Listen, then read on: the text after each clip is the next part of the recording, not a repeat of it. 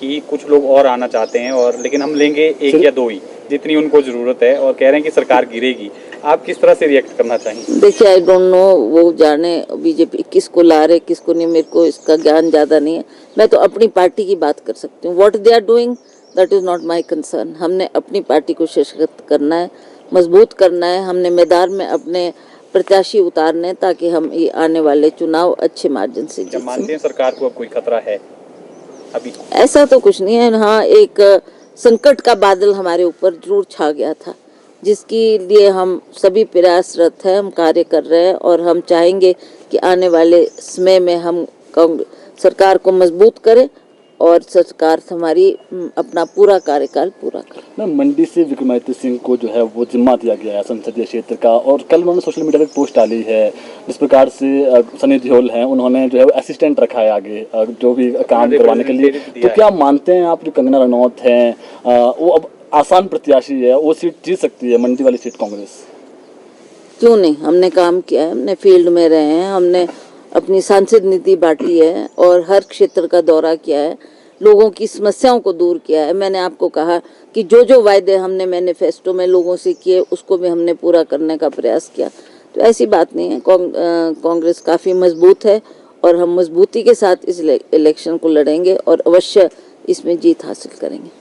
ठीक है। मैदान में उतारा है तो क्या आप उसके सामने कितने तैयार हैं और क्या लगता है कितनी सख्त कैंडिडेट है बीजेपी की तरफ से कंगना? पहले हम ये मान के चल रहे थे कि शायद जयराम जी भी हो सकते हैं, महेश्वर सिंह जी भी हो सकते हैं और भी इनके बीजेपी के शीर्ष नेतृत्व भी दावा कर रहे थे कि हम इलेक्शन लड़ेंगे। पर आखिरी मोमेंट में ये जो नाम आया ये सभी को इसकी हैरानी भी हुई और कई लोगों को ये डाइजेस्ट भी नहीं हो रहा था कि जी हम इतने सालों से पार्टी का काम कर रहे हैं, आप ऊपर से किसी नेता को हमारे ऊपर थोप रहे हैं। तो अब जो भी उनकी पार्टी के हाई कमांड ने डिसाइड किया वो ठीक है। She is in the field, we welcome. अब वो बीजेपी की तरफ से कैंडिडेट होगी और हम चाहेंगे कि कांग्रेस का भी सशक्त उम्मीदवार हो जो उसको आने वाले चुनाव में परास्त कर सके। और सीटों पे भी चर्चा हुई मैम, क्योंकि बाई इलेक्शन भी है, 6 उपचुनाव हैं और हाँ, उस पर भी चर्चा हुई, उस पर भी हमने बातचीत की और सभी से फीडबैक प्रभारी ने लिया है। कुछ नामों की भी चर्चा हुई कि ये भी हो सकता है क्योंकि बाई इलेक्शन में हमारे कुछ नए नाम आने हैं।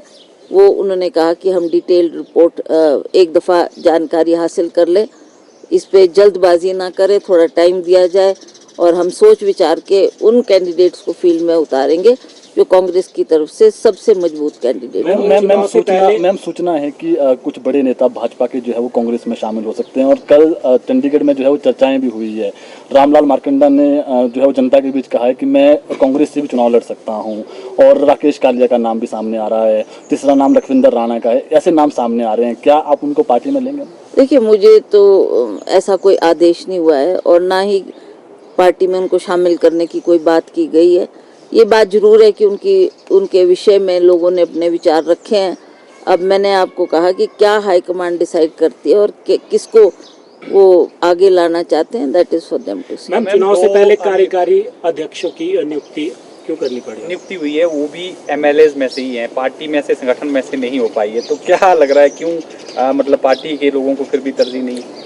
चलो, है तो पार्टी के वर्कर ही है, ऐसी बात नहीं है, चाहे वो किसी भी पद पे बैठे हैं।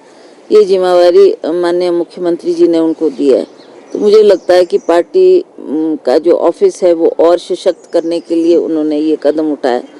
तो इसमें हमारा पूरा सहयोग उनके साथ रहेगा, हम मिलजुल के काम करेंगे। मैम, क्या मान के चलें भाजपा ने अपने प्रत्याशी उतार दिए और शुरू भी कर दिया उन्होंने कैंपेन अपना, जो 4 टिकटें हैं कब तक फाइनल हो जाए, कितना समय? मोस्ट प्रॉब्ली बहुत जल्दी, मतलब 1 हफ्ते तक मैं कह सकती हूँ कि they will decide and high command उस पर फैसला लेगी।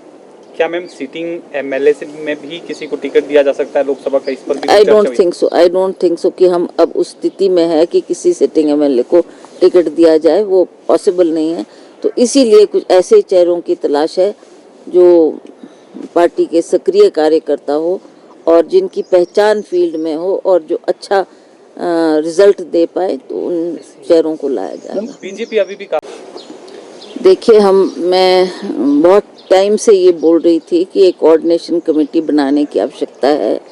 आपने सीनियर लोग उसमें अपने व्यूज़ देंगे। उन व्यूज़ को बड़ा ध्यानपूर्वक हमको सुनना है और इलेक्शन को देखते हुए उनकी क्या मानना है उन लोगों का और वो क्या कह रहे हैं उसको सुनने के लिए हमारे प्रभारी शुक्ला जी भी आए थे। उसमें मुख्यमंत्री, उप मुख्यमंत्री और ठाकुर रामलाल जी, ठाकुर कौल सिंह जी और धनीराम शांडिल जी भी उपस्थित थे। उसमें यही चर्चा हुई कि 24 का चुनाव अब आ चुका है, उसकी हमें किस तरीके से तैयारी करनी है और किस तरीके से ये बाई इलेक्शन भी फेस करना है, उस पर विस्तृत चर्चा हुई। सभी के सुझाव सुनेंगे और शुक्ला जी को उन्होंने जो जो परिस्थिति है उससे अवगत करवाया। यही विषय था कल चर्चा का।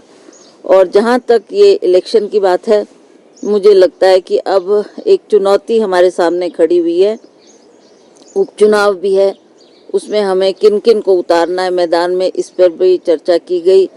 और उन्होंने थोड़ा टाइम मांगा कि हमको थोड़ा फीडबैक लेने दो कि लोग क्या मान रहे हैं, क्या हम किस व्यक्ति को मैदान में उतारेंगे और कौन सशक्त है और कौन ये आने वाले चुनाव का सामना कर सकता है। तो इसमें सबके सुझाव सुनेंगे और मेरे को लगता है कि क्योंकि अब लास्ट चरण में हमारा इलेक्शन है तो इसलिए थोड़ा टाइम हमारे को मिल गया। हम इस पे सोच विचार कर रहे थे और सभी के सुझाव प्रभारी ने सुने और वो अब इस विषय को हाईकमांड के सामने रखेंगे। हाईकमांड अब जो हमारे कैंडिडेट्स तय होंगे उस पर क्या उनका निर्देश होता है उसके मुताबिक ही चलेंगे। ये बताया जा रहा है कि प्रज्वल सिंह जो है आला कमान की पहली पसंद है मंडी से, तो क्या प्रज्वल सिंह मान गई है अभी चुनाव लड़ने के लिए कि अभी कुछ बात है बाकी? देखिए, मेरे सामने कुछ डिफ़िकल्टीज़ थी।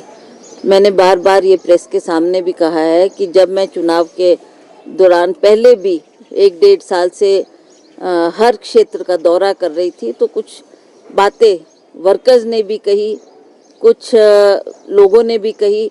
तो इसलिए मैं ये सोच ही रही थी कि इस परिस्थिति में मैं चुनाव में उतरूं कि नहीं, इस बात का बड़ा एक प्रश्न मेरे सामने खड़ा था। मैंने वो सारी स्थिति कल हमारे प्रभारी के सामने रखी, मुख्यमंत्री के सामने रखी और मुख्यमंत्री ने ये आश्वासन दिया है कि हम मिलकर दौरा करेंगे।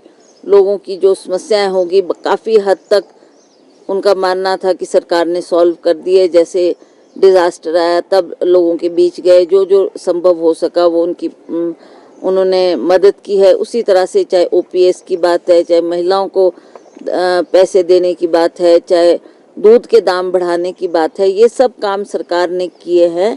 और मुझे लगता है कि आने वाले चुनाव में हम इन चीज़ों को लेकर मैदान में जाएंगे और लोगों को संतुष्ट करेंगे कि ये कारण थे जिसकी वजह से लोगों में थोड़ी नाराज़गी थी।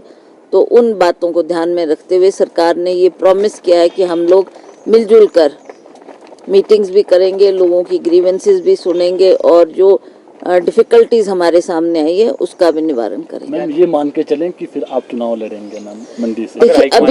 देखिए, अभी भी मैंने ये अपना गेंद हाईकमांड के फील्ड में रखा है।